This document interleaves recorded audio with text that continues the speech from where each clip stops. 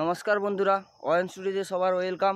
আপনারা দেখতেই পাচ্ছেন এখন আমরা মাসির বাড়ি থেকে মামার বাড়ি যাব, এই জন্য প্রস্তুতি নিচ্ছি। আমি ভাবলাম একটু ব্লগ করা যাক, তো করছি। আপনারা দেখতেই পাচ্ছেন আমরা এখন আছি হিজলির কাছাকাছি। এই হিজলির কাছাকাছি এখন শুধু চারিদিকে জঙ্গল আর জঙ্গল, আর কিছুই নেই।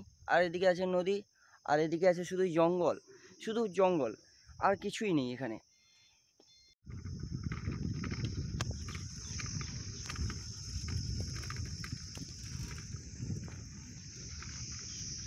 পার করতে হবে সে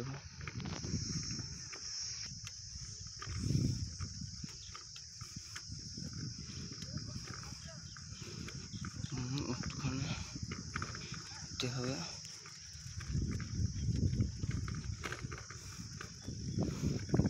জঙ্গল